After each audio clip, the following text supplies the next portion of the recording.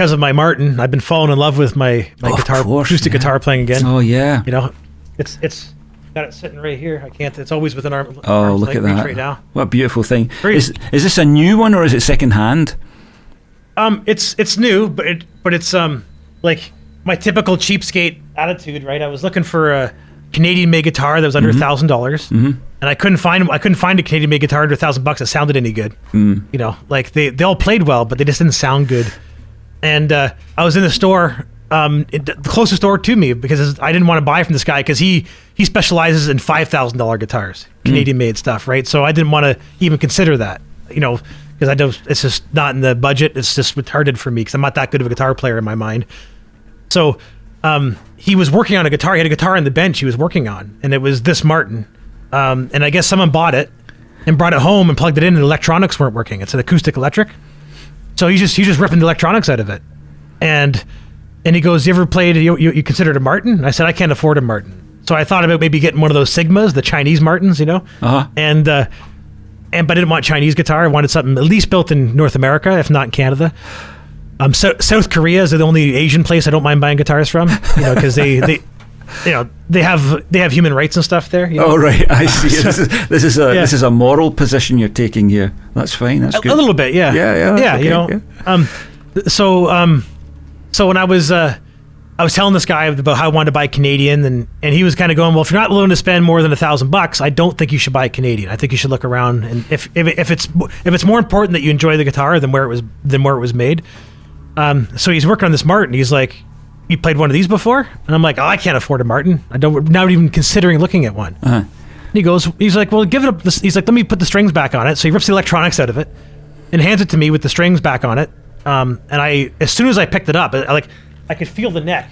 Like there's the neck's not varnished at all. It's like bare wood on the back of it. Oh, cool. Yeah, that's wood, the best. Right? Yeah. Yeah. So that felt nice, and it's a nice thick neck. It's chunky, like an old Les Paul, you know. Yeah. And so I liked that immediately, and then I just strummed it, just strummed it once, and I was like, oh wow, that had all the timbre and tone I'm looking for, right? Like I did everything I wanted to do, and I said, yeah, but I can't afford a Martin. He's like, this isn't an American Martin, this is a Mexican Martin. Right, so I look in there, and yeah, sure enough, it says made in Mexico. It's a X series, right? So he goes, I said, what's the retail on this thing? He goes, well, if it was working properly, it's $1,000. And I'm like, okay, I didn't want to spend quite $1,000, but that's upper end of the budget. And I said, so without the electronics, he's like, honestly, I don't like acoustic electric guitars anyway. I'd rather put a mic in front of them. I said, well, when I record, I agree with you, but when I play live, I don't want to have a mic in front of my guitar. But I have an Ovation that is electric, you know, and those sound great plugged in. They sound terrible unplugged, right? So it's the opposite, right? So I thought, cool, you know, how much? So he gets his calculator out and he goes, I'll give it to you for $775, including taxes. And I'm like, that's a little bit under budget. I'm like, I like the sounds of that. And I played a few more guitars. I like the Court, the South Korean brand. Yes, Court. Yeah. I was playing a few of them, you know, but the Martin still, like, this felt nicer in my hands. Yeah. So, so I told him to put it on layaway. Just says, hang on to it. I'm going to go talk to my wife and let her know that I think I found a guitar I want. So she went and picked it up. And that's what I got for my birthday. But I'm kind of kicking myself because, like, I kind of wish I had the electronics in it. You know, even though I don't use them, I had this OCD. What electronics did he take out then? The preamp and the... Yeah, the preamp and the like, I had like a tuner and a preamp built into it, and it's all inside the sound hole here, right? So like the knobs and everything, you reach inside of here to adjust it. The tuner was in here, and you know, and I was listening to them online. They sound pretty good. And was that a mic at that in the sound hole, or was that a bridge pickup? I think I had the piezo under the bridge. I don't think I had a mic. I didn't see a microphone come out of it because I saw him rip the things out when I was there. So and I just saw it was he's taken the piezo off the bridge then, has he?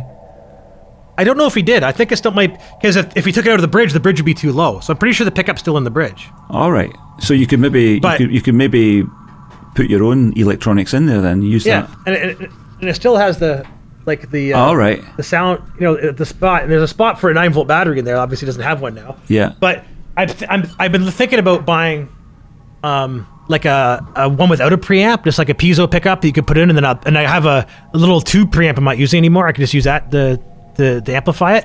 But again, I like the way it sounds, the way it is. I would just leave it. Definitely, I wouldn't muck about with it. I would just leave it. Yeah, definitely. Stick a good microphone in front of it. Yeah, definitely. So my grandfather's old Yamaha, the one that I use for most of my recording now, I've been thinking about making that electric now. I'm going to cut it open and because that guitar, it's got sentimental value to me, but it's a cheap Yamaha. Like I think brand new, you can buy them when they were new. They were like $500. You can buy them used for around $200. He swapped the tuners on it. There's all sorts of damage on it. Like it was not well cared for, but it sounds great. So I'm thinking about buying this kit that's got the hybrid. It's got the bridge piezo that goes under the bridge plus a microphone. You can buy them from guitar suppliers for like $35 with the preamp and everything. And I'm watching reviews on YouTube. They sound amazing, and I'm pretty sure they're the same ones that Fishman uses. Because when you look at the Fishman one, it looks exactly the same. It just has different branding, and they add $100 to it. Yeah, that's the thing. You could get an absolute bargain out of China, or you could just get some piece of crap that looks like it should be good, but it's actually crap.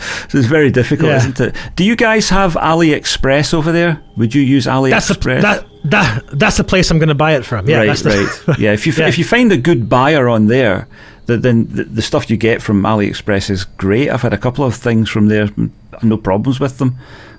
Me too. It's always amazing to think that you're getting something that's coming all the way across the ocean in a container ship or something, In AliExpress, I just ordered these blue light neon green. I guess you can't see them there in the light properly, but Les Paul knobs. Right. Because I want to start gigging again with my Loopy Pro with the iPad. And I can't see the knobs in the dark, right? So these things light up like under light really quickly. Wow. Like any blue light makes these guys. Yeah. So I bought these off AliExpress the other day for like $3 for my Les Paul. Yeah. Yeah. And then I'm gonna buy some of the same color for my Stratocaster too, But now that I'm practicing, I think I probably use my Telecaster anyway, because the Telecaster just does everything perfectly, and it doesn't go out of tune. Like I haven't tuned that guitar in a month, and it's still perfectly in tune. Yeah. That's really, really important for live work. If you can rely on it. Yeah. And it's only got two knobs on it. I never make a mistake, because Les Paul, I often pick the wrong knob to adjust because you got the double stacked volume and tone, right? Whereas with the Telecaster, it's just two knobs. I think the Les Paul positions. Also, the problem with the Les Paul live is that it's not robust. If you drop it. Do you know what I mean? Yeah, no, they break real easy. I broke a head off a Les Paul before. Whereas a Telecaster is like you can build a house with it. You can drop that, bounce it. It's probably not gonna. You might lose a tuning peg or something, but you're not gonna. The neck's not gonna break. Whereas the Les Pauls, they're just waiting for the opportunity for the headstock to come off. Yeah, and then again with the Telecaster, if you do break the neck off it, it's just 4 screws and you put a new neck on it. Exactly. Whereas Les Paul, it's glued together. Les Paul's a problem. You're kind of screwed. I had this friend at work who was he was not a great guitar player by any means. He was a beginner. He just started learning, and he was in his 40s. But one of these guys that has to have the best of everything, And he bought a Les Paul.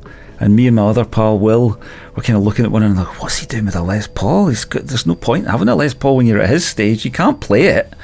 And he dropped it one day and the head came off it.